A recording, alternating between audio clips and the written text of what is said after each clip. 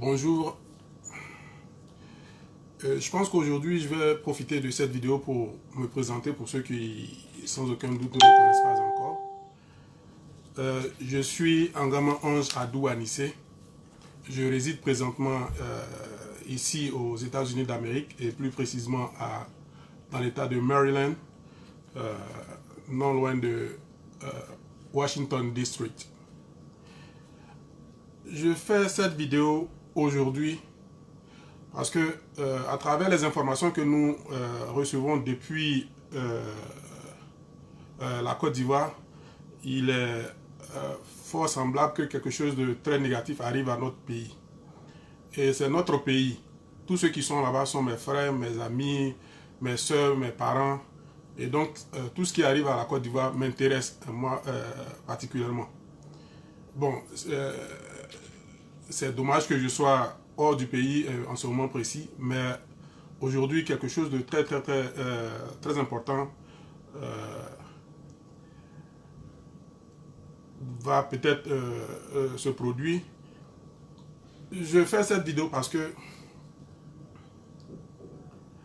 il y a beaucoup de confusion que nos aînés, parce que moi je suis de la génération intermédiaire, je suis de la génération qui a vu la gouvernance de Bédié, de Houphouët-Boigny, de Bédié, un peu de Guéhi, de Gbagbo et d'Alassane. Et donc, je suis à mesure aujourd'hui de vous dire pratiquement tout ce qui s'est passé depuis lors. Mais depuis lors, tout était faussé parce que nos aînés nous ont raconté du n'importe quoi et qui aujourd'hui nous a égarés. Nous sommes égarés sur la voie. Voici ce qui s'est passé en réalité. Ce que vous entendrez parler de ce qu'on appelle colonisation et autres, aujourd'hui je vous le dis ouvertement et véritablement que ce qu'on appelle la colonisation, on appelle ça apport de civilisation. Je m'explique. J'appelle ça apport de civilisation parce que depuis que la France est venue chez nous là-bas, ce ne sont pas les Ivoiriens qui sont venus chercher les Français ici, enfin là-bas en France, pour leur dire écoutez, nous sommes là-bas, nous avons besoin de vous. Ce sont les Français eux-mêmes qui ont conçu ce qu'on appelle des navires, des bateaux à voile et qui sont partis chez nous. Oui, au début, peut-être que vous allez entendre parler de oui, on a déporté des Noirs, on a fait ceci. Ça, c'est du passé. Et ça, je le dis, c'est du passé. Mais après, la France est partie pour nous apporter la civilisation chez nous-mêmes à domicile, à la maison. Et quand la France est partie, elle a créé des écoles pour nous là-bas. La France nous a disposé de ce qu'on appelle énergie et électricité. La France a conçu des stations. La France a conçu le port. La France a conçu ce qu'on appelle l'aéroport. La France a conçu Abidjan, qui est la capitale de Côte d'Ivoire. La France a tracé ce qu'on appelle un réseau ferroviaire. La France a fait tout pour nous. Voici la raison pour laquelle la France s'est repliée. Il s'est trouvé qu'après la Deuxième Guerre mondiale, l'Europe était complètement détruite. Donc il fallait construire l'Europe. Et pour construire l'Europe, la France avait besoin de tous ses fils qui étaient à l'extérieur. Parce que pendant la guerre, on a tué beaucoup d'hommes. Pendant la guerre, les Français ont perdu beaucoup d'hommes. Donc ils avaient besoin de ce qu'on appelle de la main-d'œuvre pour la reconstruction. Et donc c'est pour cela que la France a rapatrié tous ces colons, disons ça, tous ces colons qui étaient en Afrique pour nous apporter la civilisation occidentale. La France les a tous rapatriés pour aller reconstruire la France. Mais il s'est avéré que juste après la Deuxième Guerre mondiale, on a créé ce qu'on appelle l'ONU. Et l'ONU a pour toujours mission d'organiser la compétition entre les nations. Et c'est pour cela qu'on appelle Nations Unies. Et non, donc c'est l'ONU qui organise les compétitions entre les nations. C'est pour cela que vous allez entendre chaque année que l'ONU dit aujourd'hui, cette année, la première puissance mondiale c'est tel pays, la deuxième c'est tel pays, la troisième c'est tel pays, ainsi de suite, ainsi de suite. Donc c'est l'ONU qui organise. Et donc, la France, pour pouvoir mieux compétir, va sélectionner quelques dirigeants, quelques têtes brillantes de l'Afrique, d'où les Houphouët-Boigny et autres. Et la France a mis Houphouët-Boigny dans son gouvernement pour lui apprendre à gouverner ce que c'est qu'un État. Et donc, en fait, l'objectif de la France, c'était de se libérer de nous et pouvoir compétir à l'organisation que l'ONU est chargée d'organiser. À l'Organisation des Nations que l'ONU est en charge. Et donc, c'est pour cela que la France nous a libérés. Mais en nous libérant, la France a formé d'abord Houphouët-Boigny. La France a disposé ce qu'on appelle la caisse, parce qu'en ce moment, il n'y a pas de banque centrale, il n'y a pas de banque encore en Afrique. Jusqu'à aujourd'hui, nous ne savons pas ce qu'on appelle comment fabriquer de l'argent. Parce que fabriquer de l'argent, c'est très complexe. Ça requiert une technologie très élevée. Et les gens qui vous racontent au pays là-bas, non, il va falloir que nous ayons nos monnaies. Il n'y a aucun pays africain qui fabrique sa propre monnaie. Tous les pays que vous voyez là, leurs monnaies sont fabriquées en Europe. Et donc, la chose ne date pas de nous. Parce que même il y a des pays développés qui vont frapper leur monnaie en France. Demandez, on vous le dira. Et donc, ça n'a rien à voir avec le fait que la France frappe notre monnaie et puis, je ne sais pas, que notre devise est gardée en France. Ça n'a rien à voir avec. La France a conçu ce qu'on appelle la caisse stable. Après, en 1960, et puis a disposé de la caisse stable à Houphouët-Boigny. La France a mis beaucoup d'argent dans la caisse stable. Malgré qu'elle sortait de ce qu'on appelle la Deuxième Guerre mondiale qui a pratiquement causé sa ruine, la France a fait ce sacrifice en disposant beaucoup d'argent à Houphouët-Boigny à travers la caisse stable, afin que Houphouët-Boigny use de cet argent pour développer la Côte d'Ivoire, faire travailler les Ivoiriens. Mais pendant ce temps, les Français ont construit toutes les sociétés, des banques, avant on appelait ça ESCI, ceux d'ici, le port, l'aéroport. La France a déjà tout fait pour nous disposer. Donc, il revenait uniquement à Houphouët-Boigny de mieux organiser la communauté ivoirienne et nous mettre véritablement au travail. Mais voici ce que Houphouët-Boigny va faire. Houphouët-Boigny va détourner, Houphouët-Boigny et puis Henri Konan Bédié, ils vont détourner tout l'argent de la caisse stable que la France nous a disposé. C'est ce que j'ai dit, Bédié est encore vivant. Et ça, je vais toujours le mentionner. Demandez-lui, chaque année, nous, à notre génération, quand on était encore jeunes, chaque année, Bédié fêtait ce qu'on appelle ses milliards. En tant que ministre de l'économie et des finances, ce n'est pas que Bédié avait créé une entreprise, ce n'est pas que Bédié avait avait inventé quelque chose pour dire que c'est la vente de cette... C'est l'argent de nos communautés, de nos parents là, que Bédié volait chaque année et il fêtait ses milliards avec.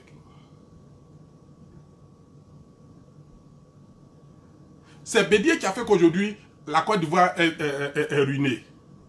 Parce que Bédié a enseigné à Houphouët-Boigny comment détourner de l'argent. Bédié est un expert en économie.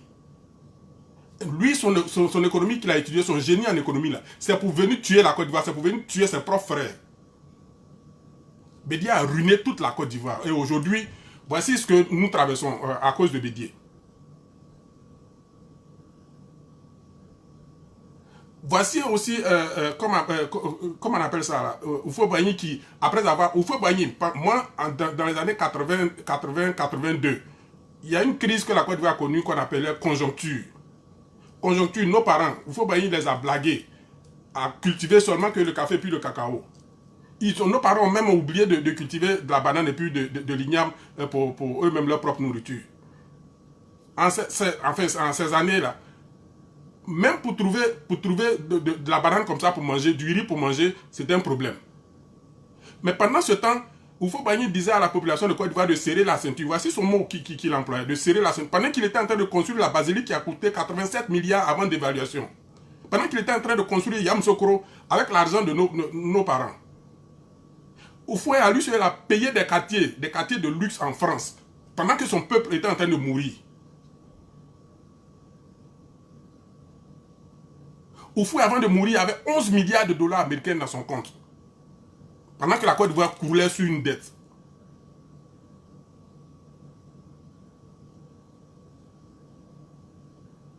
Et puis après, Bédié, qui chaque année fêtait ses milliards, il est venu au pouvoir, Houphouët a préparé son successeur à la tête d'une république. Houphouët a préparé son successeur qui était Bédié, parce que comme les deux ont volé, comme Houphouët voulait mourir enfin, dans la dignité, et donc il voulait que Bédié le succède afin de pouvoir le couvrir, afin de pouvoir toujours montrer ce visage, je ne sais pas, de Samaritain que Houphouët n'était pas en réalité. Aujourd'hui, voici les conséquences que nous endurons. Voici Houphouët Bédié qui devient président de la République de Côte d'Ivoire. Bédié, toujours, lui, a dans sa tête détourné l'argent de Côte d'Ivoire. Bédié a fait de la Côte d'Ivoire sa propriété, comme si c'était sa propriété, comme si c'était pour ses parents. La Côte d'Ivoire n'appartient pas à Bédié. La Côte d'Ivoire n'est pas la propriété des parents de Bédié. La Côte d'Ivoire n'est pas la propriété de qui que ce soit. Nous sommes des ensembles de communautés, nous travaillons la terre qu'on appelle la Côte d'Ivoire. Et ouais, c'est vrai qu'il va falloir qu'on désigne quelqu'un pour nous guider ou pour contrôler notre argent. Mais cela ne fait pas de ceux-là que les Ivoiriens eux-mêmes vont décider pour placer à la tête de notre nation, les propriétaires de notre nation. C'est pas comme ça que ça se passe. Ce n'est pas comme ça que ça se passe.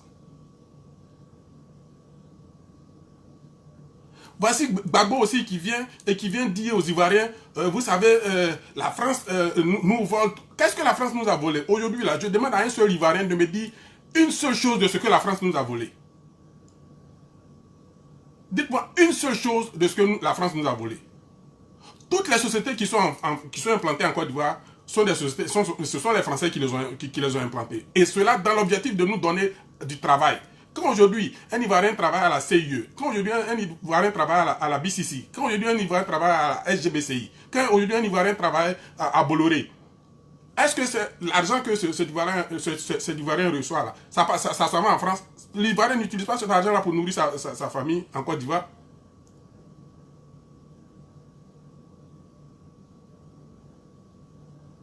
Gbagbo qui vient raconter des bêtises, je ne sais pas, rien que pour être président de la République de Côte d'Ivoire, Gbagbo vient mélanger la tête de tous les Ivoiriens et aujourd'hui il est assis en Europe. Européen, tu as critiqué matin, midi, soir, que tu as insulté. Aujourd'hui tu es assis là-bas, peinard, et tu vis ta vie. Et tu mets la Côte d'Ivoire dans une situation aujourd'hui où on ne sait même plus où aller. Et tu es assis en Europe, tu fais ta vie. Et ça, les Ivoiriens ne peuvent pas voir ça. Les Ivoiriens ne peuvent pas voir ça. Voici qu'aujourd'hui, là, si on ne prend garde là, nous, en tant qu'Ivoiriens, nous allons nous entretuer pour je ne sais quoi. Pour je ne sais quoi.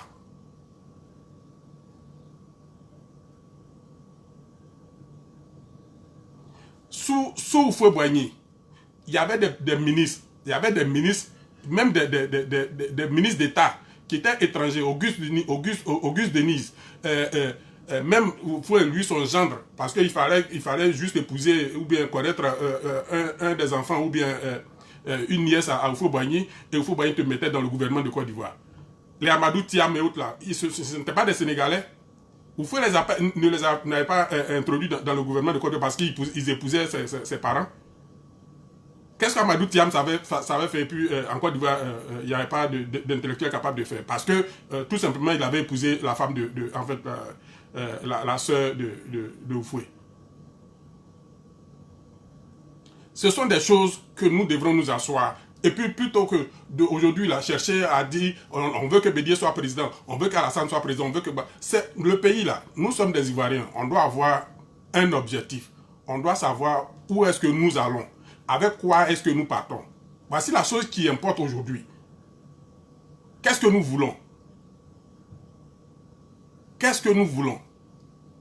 Nous voulons une Côte d'Ivoire développée ou bien nous voulons une Côte d'Ivoire déchirée?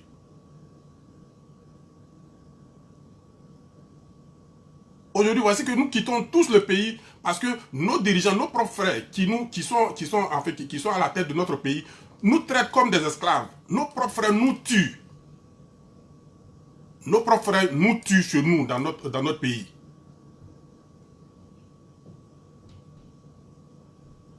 Aujourd'hui, tout ce que nous traversons en Côte d'Ivoire, est-ce que c'est la France qui est à l'origine? Voici que Alassane veut conserver le pouvoir. Voici que Bédié veut revenir parce que pour eux, il y a longtemps qu'ils ont bouffé l'argent, il y a longtemps qu'ils ont bouffé l'argent des Ivoiriens et qu'il va revenir encore continuer de bouffer l'argent des Ivoiriens parce que Bédié n'a aucun projet. Bédié, son époque est passée. Bédié ne maîtrise même pas ce qu'on appelle l'ordinateur. Bédié, son économie qu'il a étudiée là, Bédié aujourd'hui ne peut pas concurrencer avec un seul petit ingénieur ou bien docteur en économie de Côte d'Ivoire. Bédié ne connaît plus rien. Il veut venir rien que ça soit là et puis bouffer l'argent. C'est leur expression. Et vous allez les suivre. Pourquoi? Pourquoi? Vous suivez ceux-là, pourquoi? Aujourd'hui, dans les médias, ou bien quand je vois des jeunes qui se réunissent en Côte d'Ivoire pour parler de politique, c'est pour parler de Bédié, je ne sais pas de quoi est-ce que vous parlez en réalité de Bédié. C'est Bédié qui peut... Bédié, on n'a pas besoin de quelqu'un qui peut enlever Alassane. On a besoin de quelqu'un qui peut développer la Côte d'Ivoire, qui peut apporter du travail aux Ivoiriens, qui peut organiser la communauté de sorte que aujourd'hui, là, tout le monde en Côte d'Ivoire, en fait, nous retrouvons et que nous ne regrettons pas le fait d'être nés des Ivoiriens ici-bas. C'est l'homme-là. C'est cet homme-là qu'on cherche.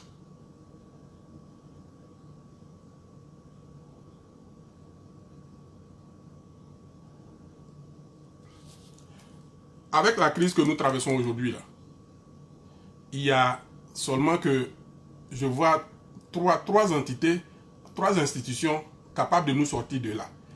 Il y a ceux-là qu'on appelle les députés, c'est-à-dire l'Assemblée nationale, qui doit aujourd'hui approcher, les députés doivent aujourd'hui approcher leur communauté et leur dire que ce que les Bédié, les Alassane, les Gbagbo sont en train de faire à la Côte d'Ivoire, ce n'est pas normal. Que nous sommes des Ivoiriens, nous sommes sur la planète Terre et on a délimité un territoire de la planète Terre qu'on appelle la Côte d'Ivoire.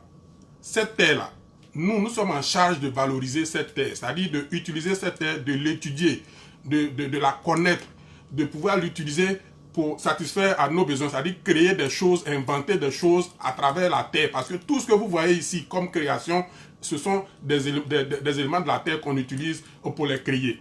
Et donc, notre travail à nous consiste à faire ce travail.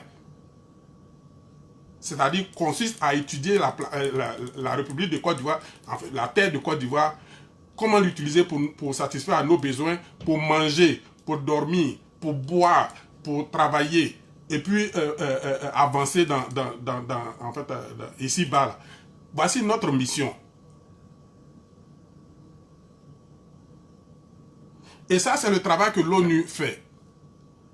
L'ONU organise les nations de sorte que vous vous retrouvez sur votre terre et que vous mettez à produire. C'est tout ce qu'il nous faut. C'est tout ce qu'il nous faut. Nous avons une terre, nous sommes des Ivoiriens, nous sommes des hommes, nous avons des esprits, nous sommes capables de créer, d'inventer, mais tout est question d'organisation. Il faut que nous nous organisons et puis chacun va se retrouver, chacun a un don, chacun a un don à mettre à la disposition des Ivoiriens de sorte que aujourd'hui, ce que moi je suis capable de faire, ce que je sais faire, que ma communauté, que la Côte d'Ivoire en profite. Mais quand il y a la guerre, on tue les génies. Quand il y a la guerre, on tue les hommes qui sont nés pour nous aider.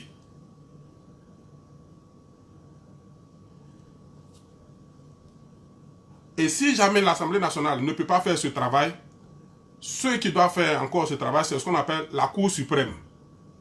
C'est la Cour suprême de la République de Côte d'Ivoire qui doit nous lire ce qu'on appelle la Constitution. C'est son travail. La Cour suprême, là, c'est son travail. C'est pour cela qu'on appelle Cour suprême. Son travail, c'est de nous lire et puis interpréter la Constitution pour dire que la Constitution dit tel ou tel est éligible, tel ou tel peut se présenter ou tel ne peut pas se présenter. Ce n'est pas Alassane Ouattara qui va s'asseoir dans son bureau pour dire pour être président, pour être candidat aux élections présidentielles, il faut avoir la signature de 6 millions de personnes et il faut déposer une caution de 3. La démocratie, là, c'est pour que chaque individu, chaque Ivoirien qui se sent intelligent, qui se sent capable de pouvoir apporter quelque chose à la République de Côte d'Ivoire, puisse se présenter. Ce n'est pas à Alassane Ouattara de décider. Et la troisième institution capable de nous aider dans ce cadre-là, on l'appelle la France. Parce que c'est la France qui nous a fait. C'est la France qui a fait la République de Côte d'Ivoire. Et donc la France nous connaît mieux que quiconque. Et donc si aujourd'hui, entre nous, on ne peut pas s'entendre, on ne parvient pas à s'entendre, et qu'on ne parvient pas à trouver une issue favorable à notre avenir, on peut appeler la France pour lui dire, voici le problème que nous traversons, c'est toi qui es notre père, il faut venir et puis tu vas nous guider. Mais sinon, dans le cas contraire, là, nous allons connaître ce qu'on appelle la guerre civile et ça va causer des atrocités, ça va causer des meurtres, ça va causer des disparitions, ça va causer des dégâts énormes chez nous au pays.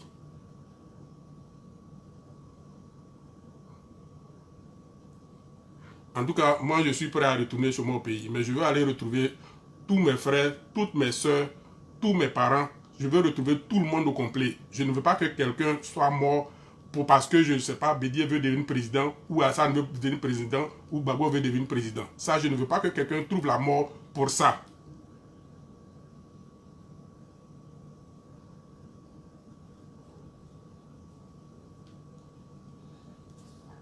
Les pays sont en compétition.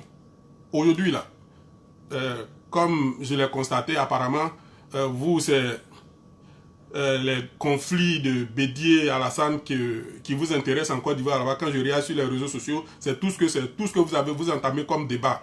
Mais vous ne voyez pas les pays qui sont autour de nous, qui sont en train de progresser et que nous sommes en train de régresser et que par conséquent, il va falloir que nous nous organisons, nous nous mettons véritablement au travail pour pouvoir reprendre notre place dans le Conseil des Nations. Non, c'est pas ça qui vous préoccupe. C'est Bédié qui veut être président là. Non, il faut que Bédié, c'est ça, il faut qu'Alassane soit... Attends. Vous n'avez rien à faire, quoi. Si vous n'avez rien à faire de votre vie, là, bon, je pense que vous pouvez aller en guerre et puis vous faire tuer. Et puis, peut-être que vous n'êtes pas fait pour cette génération. Vous pouvez revenir encore comme Jésus-Christ l'a dit, et puis il n'est jamais revenu.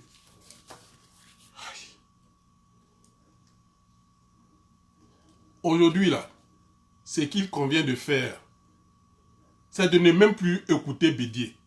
C'est de ne même plus écouter Alassane. C'est de ne même plus écouter Gbagbo. En Côte d'Ivoire, il y a des jeunes, il y a des personnes très très très intelligentes.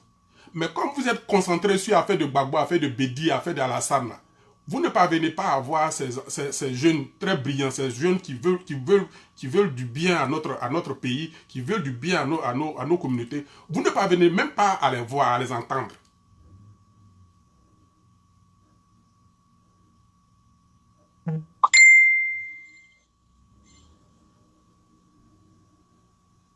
Débarrassons-nous de ces trois-là qui, aujourd'hui, nous tirent vers l'enfer. On peut se débarrasser d'eux. C'est nous. La Côte d'Ivoire, c'est pour nous tous. Et c'est nous qui décidons. C'est nous qui disons, celui-là, on veut qu'il soit à la tête de nous. Parce que voici notre vision. Hier, je causais avec un de mes cousins ici qui me disait, en réalité, nous n'avons pas d'objectif. C'est-à-dire, aujourd'hui, là, il y a les GPS, là, les GPS là, pour détecter, pour se localiser. Aujourd'hui, si on donne un GPS à un Ivoirien, ça ne sert à rien parce qu'en fait, nous n'avons pas d'objectif. Nous ne savons même pas où est-ce que nous allons. Peut-être que pour nous, où nous sommes présentement là, c'est ça notre destination. On est arrivé à notre destination. C'est-à-dire, aujourd'hui, là, nous sommes en train de préparer à nous tuer. C'est ça, c'est ce que nous voulons. Mais non, ce n'est pas ce que nous voulons. Les pays du monde sont en compétition et nous voulons compétir. Nous voulons compétir, nous voulons créer, nous voulons inventer, nous voulons fabriquer. Nous voulons faire le travail des hommes qui consiste à créer, à fabriquer, à inventer. C'est ça le travail que nous voulons faire.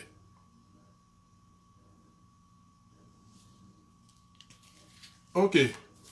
J'ai mis la définition de ce qu'on appelle la république et puis séparation du pouvoir parce qu'en fait c'est ce que nous ignorons. Nous ne savons même pas que nous sommes dans une république et nous ne savons pas que dans une république il faut séparer les pouvoirs. Aujourd'hui tous les pouvoirs là sont concentrés dans la main du président et le président de la République qui décide aujourd'hui que pour être candidat aux élections présidentielles de Côte d'Ivoire, il faut faire ceci, il faut faire cela, il faut avoir cela, il faut ceci. Ça, ce n'est pas les députés qui décident, ce n'est pas le peuple qui décide, mais c'est le président de la République qui décide. Honte à nous. Honte. Ok, je vous remercie beaucoup et puis à la prochaine.